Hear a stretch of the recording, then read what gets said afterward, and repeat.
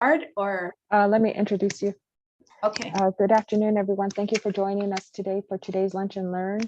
We are having today's topic is going to be with Renee Ornelas from the Family Advocacy Center. She's going to do a presentation on child sexual abuse, what it is and what you can do about it. And I will let you take it from here, Renee. Thank you for Dr. Ornelas. Thank you. So let me start by introducing myself.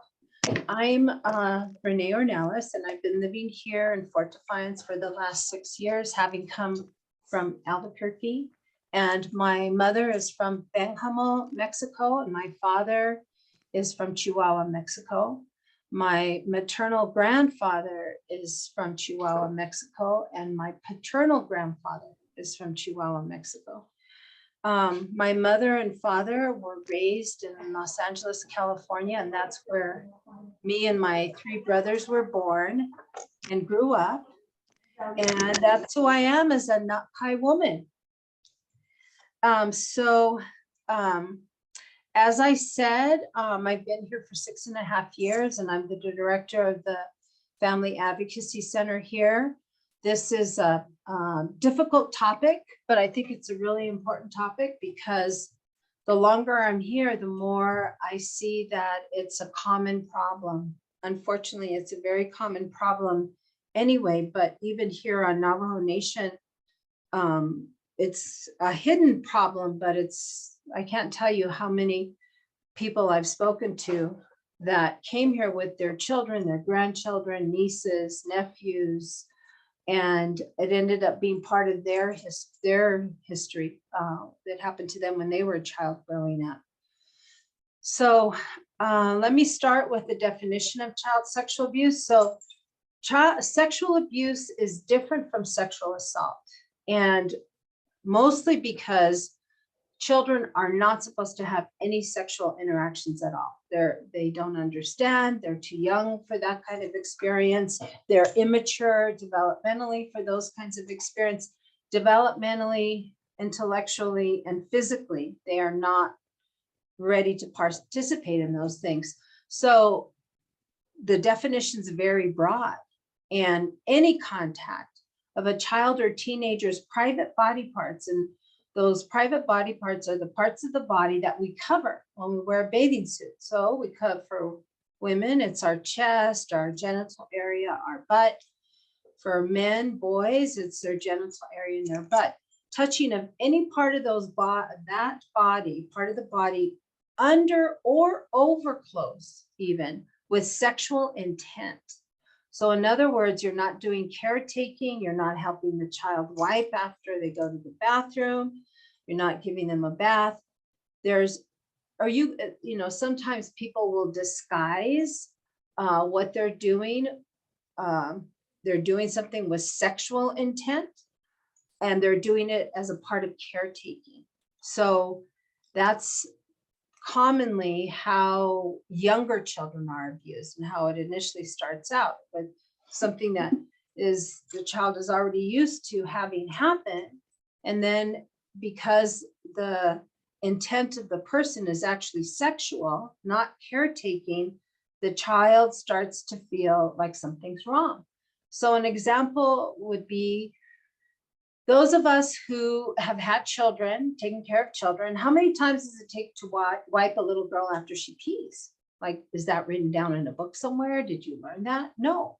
We know because we've done caretaking and we're doing practical care. So, we can guess. But for a child, how do they know how many times somebody has to wipe them before, they're done? Well, how they know is because of how they've usually been taken care of. So they're used to somebody doing that for them, but it's like, after a couple of passes, it's done. So if this person keeps touching them and touching them and touching them, pretty soon the child starts to realize this isn't normal. This isn't how it's supposed to be. I don't like this. This is uncomfortable. But the child's not going to try to get away because the whole framework of what's happening is in the context of caretaking. So what if that's a very young child, like 2, 3, even 4-year-old? when they come out of that bathroom, let's say they're at home and someone was in the bathroom with them, when they come out of the bathroom, if the parent is standing there, they can see by the look on the child's face that they're distressed or upset. And they can see, oh, who's coming out of that bathroom? Is that a usual caretaker or is it the babysitter's boyfriend? So even a parent, and the child's going to say something like, he touched me, he rubbed me too hard, or they're going to say something like that, that is not going to be about, well, that gentleman touched my genitalia 10 times. And, it's not going to be something as clear, as explicit as that. So the parent is going to be left with whatever kind of understanding they can glean from the child's expression on their face and the context and a lot of the distress that they see in their child. That's how they're going to understand that something sexually abusive just happened. But do you see how something as innocent as helping a child go to the bathroom can very easily turn into sexual abuse? So this definition is very broad, and it's unfortunate that it can't be more how would I say explicit than that, but it's because really it's sexual intent. There's a lot of things that we do for children, and it's our intent that makes it caretaking versus sexual abuse. And these definitions apply to every child and teenager who's 17 years of age or younger. Okay, those are children as defined by the law. Pediatrics now has extended like childhood up until being considered a pediatric patient up until you're 22 or 23 now, because that's how long it takes for the brain to develop, and that's relatively new. But the laws say 17 years of age and younger is still considered a minor. So here's the other thing about child sexual abuse. And it's important to know these things because this is how child sexual abuse starts. When I talk to children, I ask them, what's the first thing this person did that made you feel weird or uncomfortable? And frequently, these are the things that they talk about. Not the first time they were touched, but this is a part of grooming, which I'll talk about in a little bit. But this is how someone starts to expose children to things of a sexual nature, so that when things involve contact, actual contact of their body, some of their resistance and boundaries have already been broken down by some of these things. So child sexual abuse includes the act of exposing yourself to a child, walking across the room naked, opening the door naked so that the child sees you naked, an adult naked. That's not appropriate. Someone who shows the child or the teenager pornography. Kids tell me all the time, yeah, he showed me these pictures of people naked and doing nasty things, and he asked me if I wanted to do that.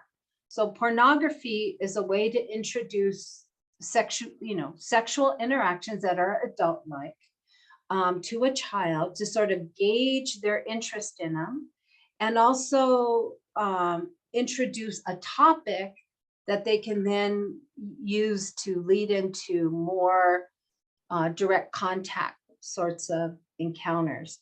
So like one child told me, he said, see, that's what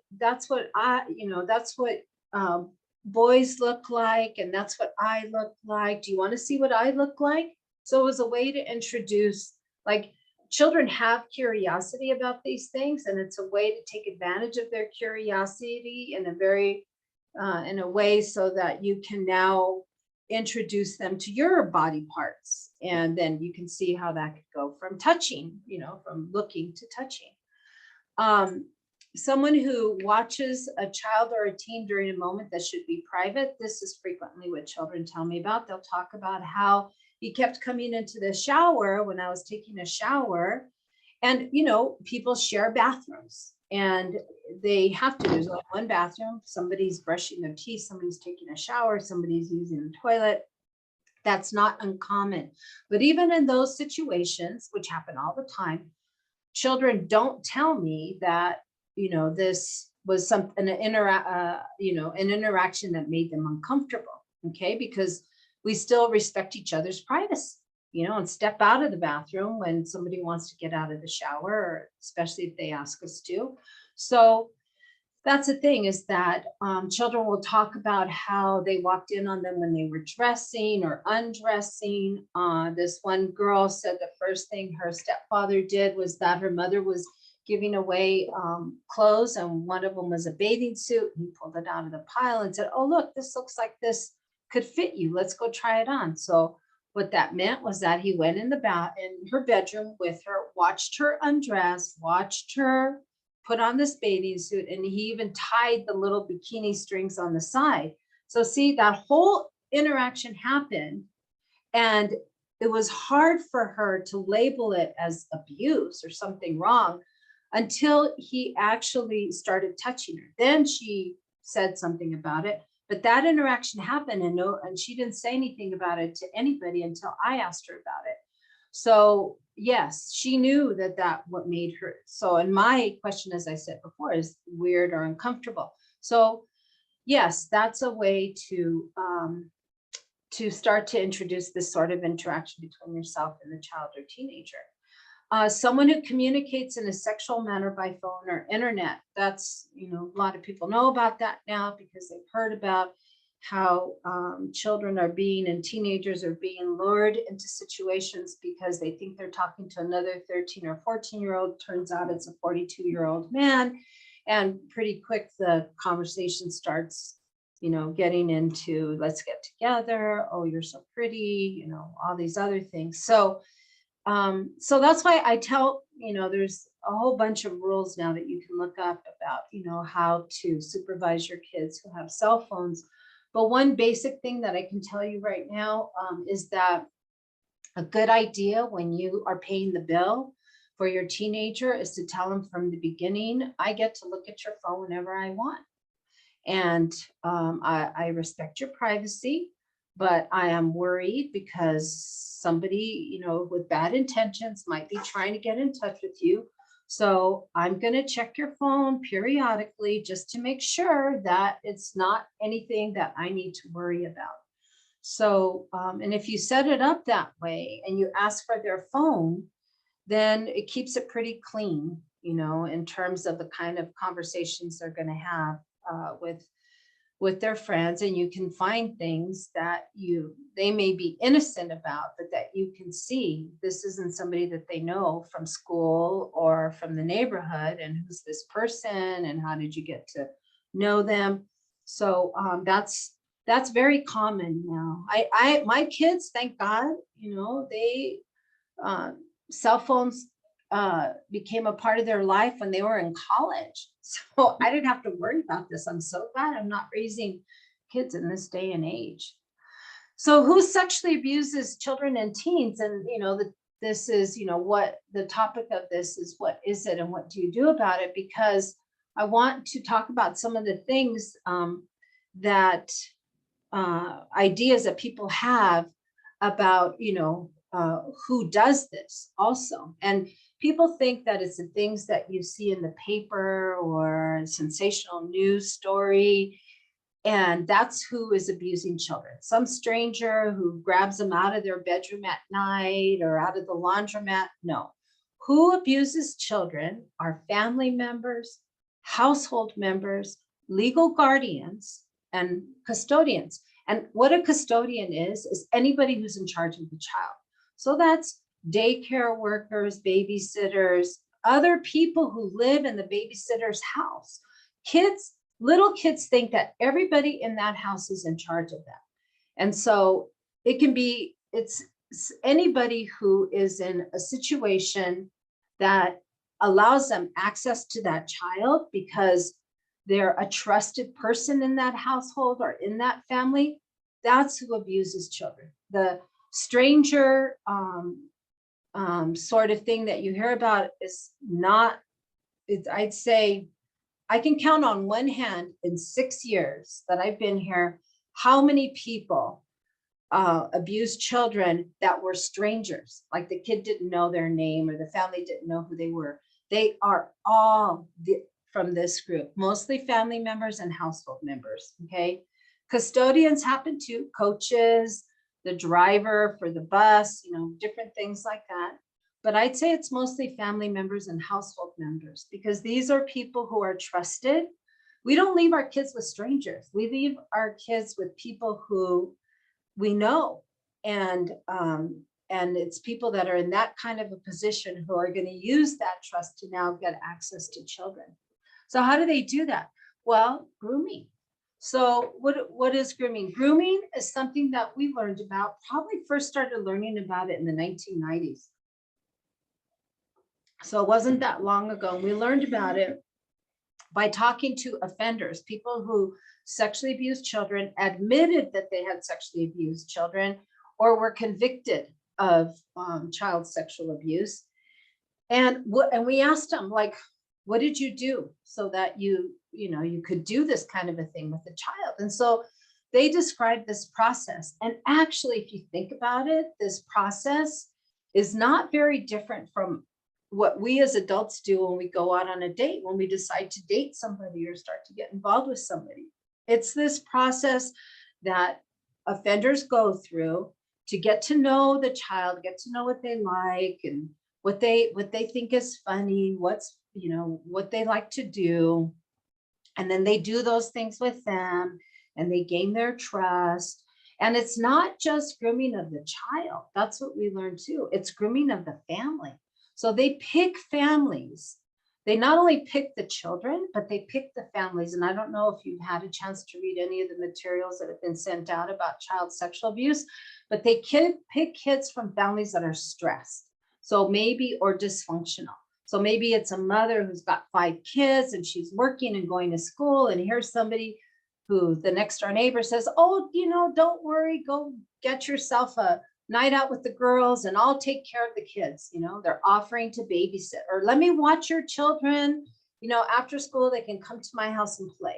And they have all the stuff for kids, but they have no kids, but they're totally happy to watch all the kids that live there in the neighborhood. And they can all come over to that person's house and play. They offer to teach them a sport or a game, something that the kid likes to do. Oh, let me help them with baseball. Let me help them with basketball. So what they're doing is they're taking advantage of this this mother who's stressed and taking some of the stress away from her. And that's grooming of her also, because now she's trusting this person because they've had the insight to see that she needs help and they're offering to help. So they don't just pick these, they're very deliberate about the children that they pick and the families that they pick from. They pick these children from. They pick dysfunctional families where there's alcoholism, drug abuse, domestic violence, and other things that have an impact on the children. And so these are children who are neglected in a sense, and that they're not getting attention and affection, and so they offer that to the child, okay, and because it's not coming from their household, and they recognize that. They give kids bribes. Bribes can be in the form of an outing. Let's go to McDonald's. Let's go get you a Happy Meal. They'll buy a child or a teenager a toy or a video game. And yeah, if it's a teenager, it's a phone. And I had this one teenager tell me about how she didn't want to say anything because she liked her phone. She wanted her phone, and he was touching her over the clothes and touching her chest and her bottom and between her legs. And she said that was okay. And she, for the phone, because it was mom's boyfriend, he gave her the phone. But it was when it became more intimate and more often, when it became touching under the clothes, that's when she finally stepped forward and said something. But when I talked to her, I found out this had actually been going on for a period of time, ever since he gave her the phone. So, and yes, I already said about affection and attention, but what they're doing is they're introducing themselves as somebody who's fun and nice to the child and to the family, and they're gaining their trust. And now they're in a position where they can gradually overcome the child's discomfort and resistance to more intimate contact. So yeah, we're playing this video game. So, come sit next to me and play the video game, sit on my lap and play the video game. Well, let me put my hands on your legs and play this video game. Oh, look, my hand is slipping down between your legs and we're playing this video game. So you can see over time how this process of grooming breaks down a child's resistance. And if the child resists, if they say no and they push their hand away, that's okay, because they're going to come over tomorrow and play video games, and you'll just back off for a while. And, very gently, maybe not till the following week, you'll put your hand on their thigh, and then you'll do that again. So what's that? What I'm describing is coercion. That's coercion. It's this gradual breaking down of the child's resistance and boundaries so that this adult can now do the things that they want to do. Okay, it's a very thoughtful, careful process, completely premeditated. The poor kid has no idea that this adult is totally taking advantage of them. Okay, they see them, and then what did they do? I'm going to talk about this in some of this, but what did they do? They were a part of it because they went to their house. They're playing those video games. They want to sit on their lap and play those video games, or sit next to whatever it is. So for a child, it's like they're kind of balancing it and making a choice. Do it, yeah, they're doing that, but I just push their hand away and then we can keep doing it. And it's not even in the front of their mind that it's that conscious. It's really kind of in the back of their mind. But the whole time, this adult is very much using the situation to have access to this child. So how do children see what's happening to them? Because I think this is an important thing to understand, because people are like, well, why didn't they say anything? Why didn't they tell me? I always ask, how was your day? What did you do? And they never said anything. And we talk about touching and, bad touch, good touch, all these things. And the kid never says, what's happening to them. And I'm going to go over, there's about the next 3 slides are all about why they don't say what's going on. So children are easily confused about what is and isn't appropriate. Children learn what's normal, interactions, intimate interactions, and family interactions because of what they have at home, what they see at home. So unfortunately, once children have been sexually abused, one of the things I have to talk to parents about is who gives them a bath, who's in the bathroom while they're getting a bath, who's in the bathtub, who's in the shower. And I can't tell you how many times I'm talking to parents that are parents of 4, 5, 6-year-old kids, and they're still taking showers with adults. And it's a little girl taking a shower with the dad, or it's a little boy taking a shower with mom. No. Once kids are old enough to point at something or touch something, a genital, or a breast or something, it's time for them to take showers and baths by themselves, because that's the first thing that a child in which a child usually learns about body parts and privacy. And, this is my body, you can't touch it. That's your body. And I'm going to help you with certain things, but you're old enough to wipe your own butt and wipe your own pee-pee, and you're old enough to wash your own privates with this washcloth, things like that. We teach kids things like that. But if you haven't taught them that, and they're already 5 or 6 years old, guess what? When you leave them at Auntie's house and Auntie's boyfriend invites them into the shower, they're going to get in that shower. So they're learning from us what is appropriate and what isn't appropriate. And what's appropriate with us is appropriate for the whole world. Okay. They don't know that that man over there or that woman over there isn't somebody that you should have that kind of interaction with. They think it's okay because they haven't really learned those rules yet, especially younger kids. Kids start to learn about boys and girls, and boys don't look at girls and girls don't look at boys when they're in school. But some schools, little private schools or little daycares, oftentimes have kids using the same bathroom, both boys and girls. That's when kids are going to schools where there's a separate boys' bathroom and girls' bathroom. That's a lot of times when they first start to learn these kinds of rules. So if they haven't learned these things, then they're confused about, what's okay or it's not okay. So yeah, and that's an easy trick to play when they're little. Children are taught, another thing that makes them vulnerable is that children are taught to be good. They're taught be good. And I'm not saying any of this is bad, but just understand from a child's perspective, they're supposed to be good. If that person tells them to go sit down and eat, they're going to go sit down and eat. If they say go to bed, they're going to go to bed. If they're gonna say, come in here and change your clothes, they're gonna go in there and change their clothes. This one little girl said, I knew what he was saying wasn't right. She was being babysat by the neighborhood kid. And the kid told her, your mom called and she said you're going to a birthday party and you have to take a shower before you go to the birthday. No, I don't have to take a shower. Yes, you do. Your mom said you have to take a shower. So what did she do? She went in the bathroom, took off her clothes, got in the shower, and guess what he got to do? He had perfect access to her. So that's the thing, is that, we teach children, be good, do what they say. But the other thing we need to teach them, tell on adults. Like, you can say that any way you want. If somebody makes you feel weird or uncomfortable, you can tell on them.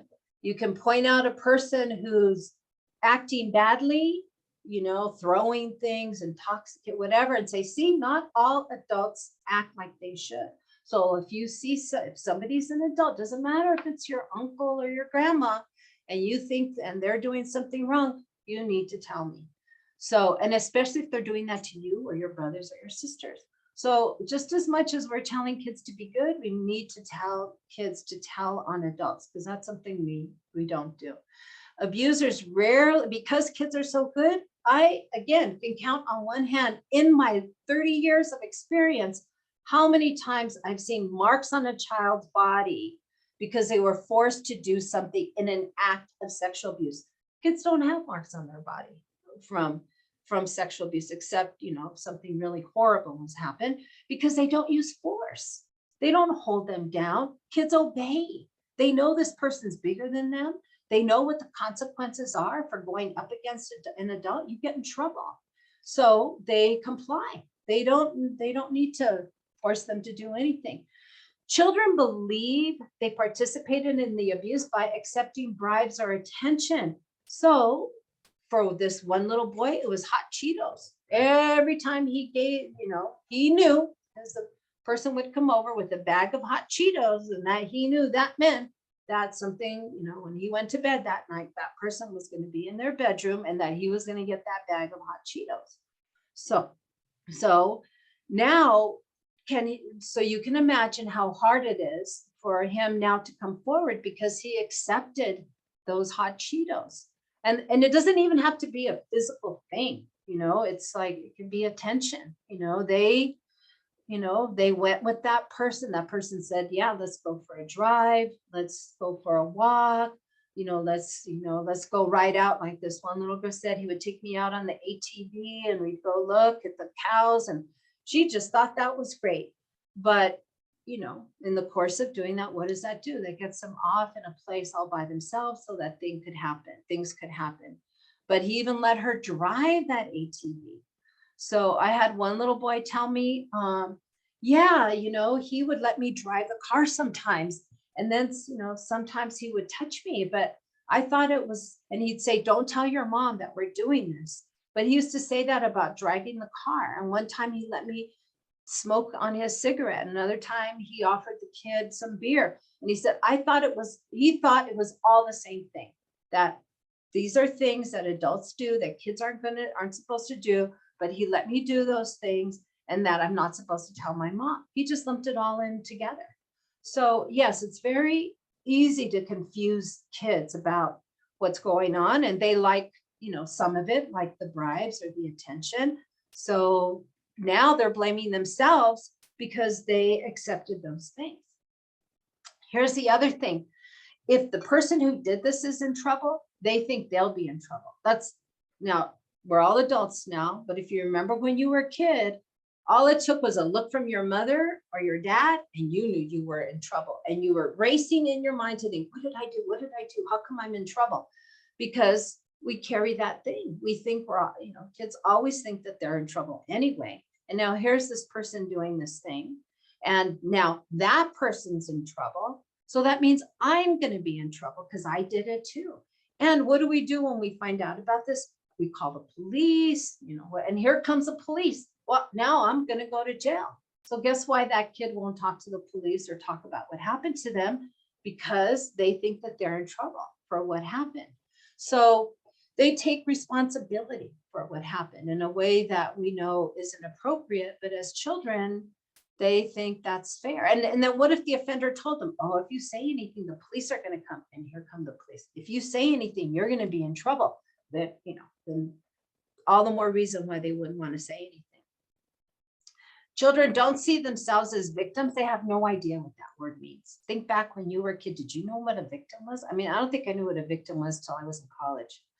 Although, like we didn't have the benefit of media. It depends on how old you are, but children, teenagers, middle schoolers are a lot more savvy than I was when I was a kid.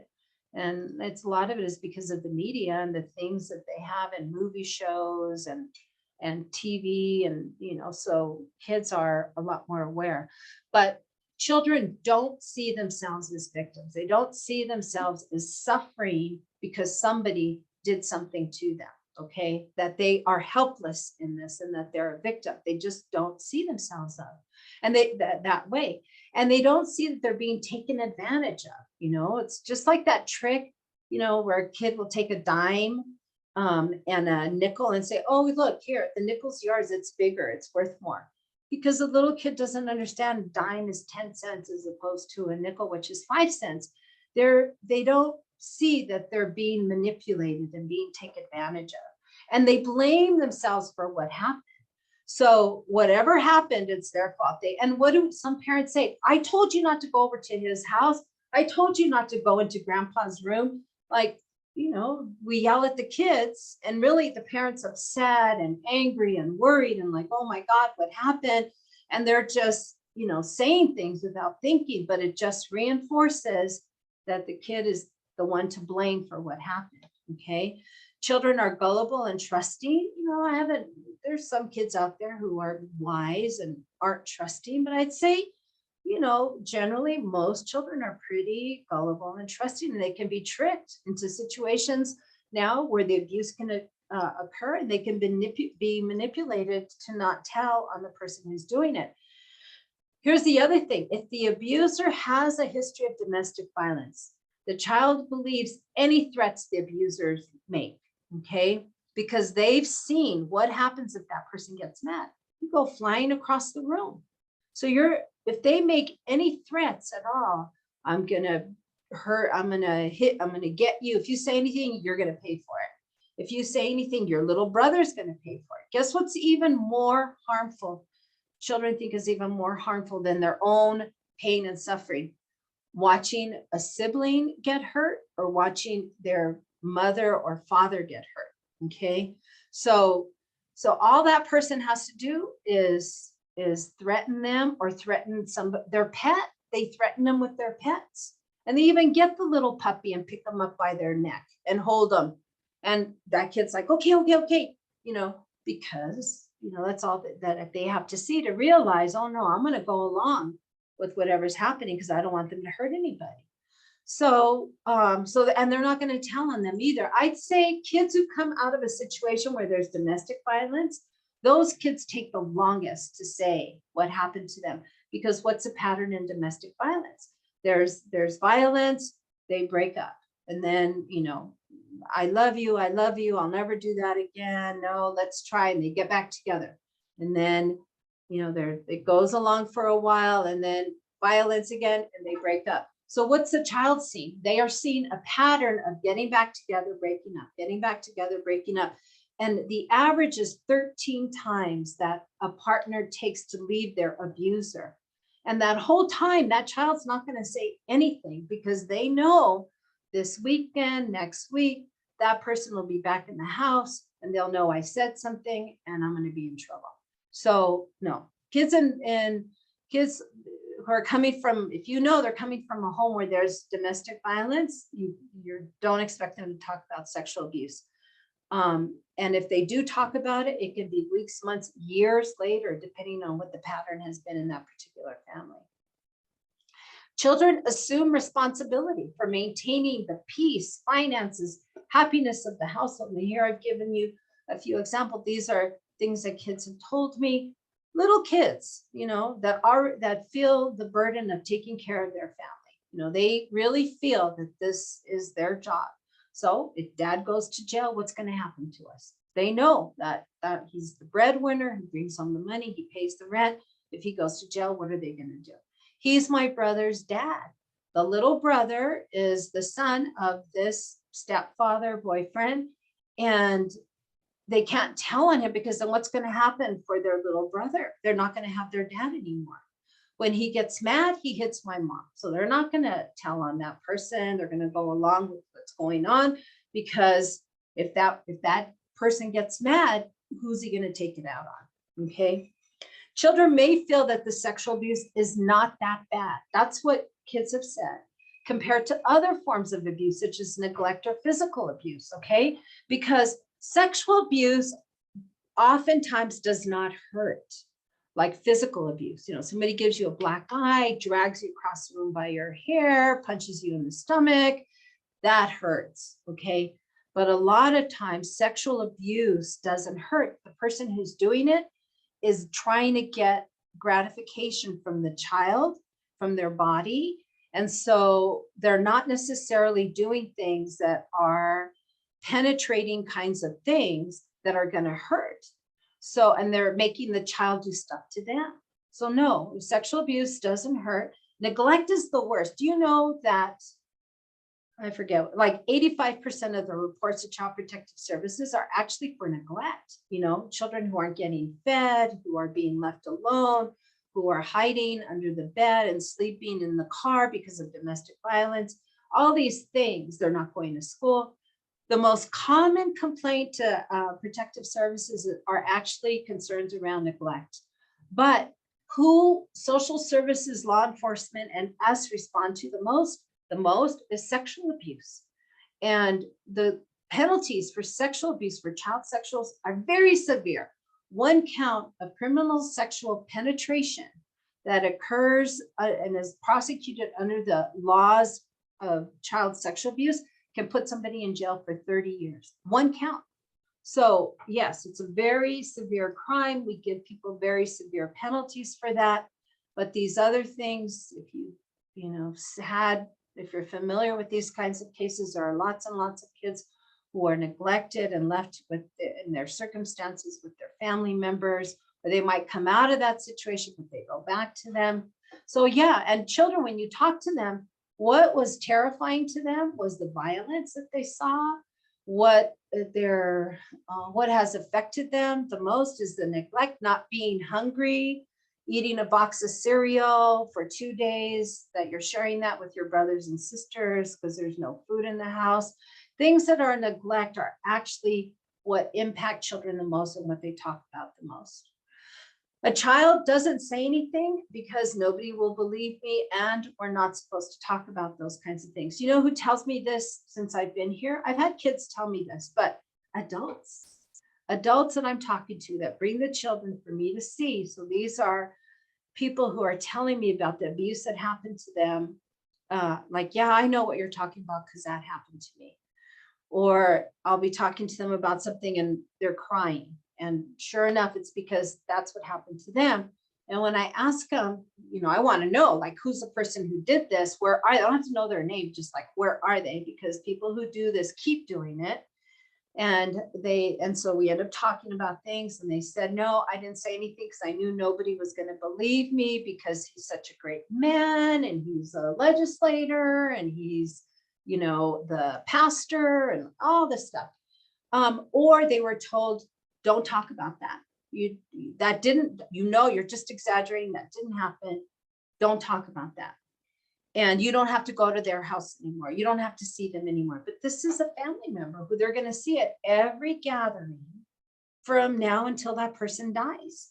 So it didn't really happen that you weren't going to have to see them anymore. Maybe they didn't have to spend time with them anymore. Maybe the parents or caretakers never took them over to that house, but they have to grow up knowing that this happened to them. And that person is right there and nothing ever happened to them. And they got to live their life like they're the great person that everybody thought that they were.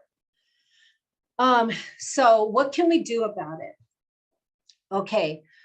So children will tell you about what's happening to them, about their abuse in a quiet, predictable moment when they know they have your full attention for a period of time. So for the poor parents and caretakers, There they are driving the kid home from school. There they are making dinner, and the child's standing next to them, helping them, or sitting at the table, in the kitchen. And it just feels very peaceful and nice. And then all of a sudden the child he starts talking and saying these things that are just horrific. Okay. And here you are hearing this, and it's like, what are you saying? But understand, from the child's point of view, they can feel that you're relaxed. They can see that you're calm. It's quiet in the house. Nobody else is there, or everybody else is in the other room. They know that you're going to be standing there cooking and doing whatever for a period of time. They know we're going to be in the car for a period of time. So they know that this is a good time to bring this up. Okay. But for you who's hearing this, it's a shock. So here's the thing. The hardest thing to do, and I'm going to ask you to do this, is to compose yourself. Like you're hearing this, it's shocking, it's horrible. Be aware of what your face looks like, what you're feeling inside of your body, and even your voice, because your kids know you and they can tell in your voice if you're crying, angry, sad. They can tell in your voice, tired. So as somebody is hearing this, that you have to act really calm. You have to compose your face. And if you have to turn away and look out the window for a while so that they can't see you're crying, or swallow a few times so they can't hear your voice. But when you look back at them, they can't see anger. They can't see that you're crying. They can't see disgust. Like, you're disgusted with the person who did this, right? But kids think it's all about them. So when they see whatever expression it is that's on your face, they're going to think you're having those feelings about them. So you have to be sure to compose your face so that it just looks calm. And you're interacting with them, don't let your voice be shaking, as best you can. This is the most important part, because they are watching you. They are tuned into your reaction to what they're telling you. So things to say is that you tell them that they're not in trouble and that they did nothing wrong. You're not in trouble. You didn't do anything bad. You're going to say that 10 times in that conversation, because that's how many times they're going to need to hear, because that's not what they've been thinking. That's why they haven't told you, because as I've already explained, they're terrified of what might happen because of the reason, because now they're telling you. You have to tell them that you believe them and that you're sorry it happened and that they're brave and strong for telling you. You're going to say that another 10 times over and over. I know, I believe you. I believe you. I'm so sorry that happened. But you are so brave and strong. Look at how brave and strong you are for telling me. You don't ask probing questions. Let them tell you what they're telling you, but don't say, well, where were you? Where was your grandma? And when did it happen? And where did he touch you? Don't, because there's a lot of reasons not to do that. Number one is that if you're asking those kind of questions, you're upset, you don't have control of your voice and your face. They're gonna why did I say this? They're gonna back away from this whole topic because you're upset. Okay, that's the first thing. Second thing is, every time you ask a question like that, you can't ask them what are you thinking about right now? What are you seeing in your mind? Can you tell me about, you're going to ask specific questions. And so what does that kid have to do to answer your specific question? They have to think back oh, did he do that? Where were we when he did that? Who was there when? They have to bring that whole memory up and interpret it, understand it with whatever vocabulary they have. Sometimes they don't have words for these things that have happened to them, and then say those words to you. So you're making them relive what happened to them, and that's very traumatic. So don't ask questions about it. I mean, the very minimum, who it was that did it, because you don't want it to happen again, right? That's the whole point of this. You don't want it to happen again. So you don't need to know how many times it happened or what part of their body, because it just had to happen once, and it could have happened over the close. And that's enough for you to recognize in your child's face, in that child's face, that they're upset about what happened. And you already know, oh, this is sexual abuse, very serious. So, so you don't really need all that information to decide what to do. And then the most important thing is you have to take steps to make sure that the child is safe from further harm. And here's the thing, what can you do?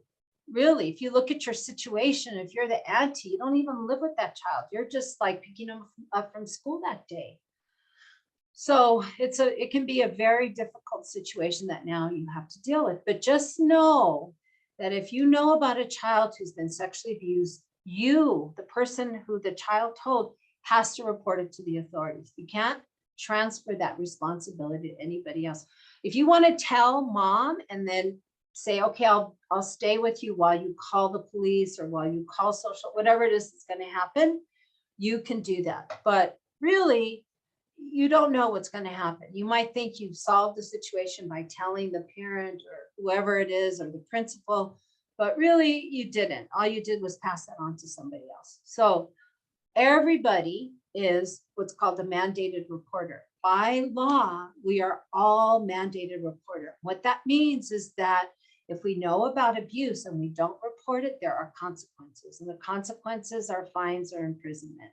So everybody, there used to be specific language in the law that said teachers, bus drivers, daycare workers, doctor, everybody in the healthcare field, everybody in the education, we're all mandated reporters, okay? But now they took that out and everybody is the gas station attendant, the person standing at the bus stop, if they see something, they're a mandated reporter, they have to report it. And the other thing about this is the law says we have to report a suspicion of abuse, suspicion, not that we called grandma and confirmed that the child was at her house that day and that person was at her house that day. No, a suspicion, not proof of child sexual abuse, but suspicion. We have to report it because we're not supposed to be doing our own investigation. Guess what? The fact that you're asking those questions is going to get back to who's ever doing it, probably. And now that person is going to be on the child. Like, what did you say? Who did you say it to? Blah, blah, blah. All those consequences I already talked about. So, and we're not investigators. So we report it to law enforcement or social services because that's who investigates these kinds of things. Okay, that's what their training is. That's what they're supposed to do. So, so here's who you report to here in this area. This is who we report to, the Department of Family Services, Window Rock. Here's their phone number. And just so you know, Family Services gets involved based on where the child lives. So say for whatever reason, the family, I've had people drive here because we're the only place where you can get child sex abuse evaluations. So they're from Chinle or they're from Sanders or Crown Point. So so who's going to get involved are Chinle Social Family Services or Crown Point Family Services.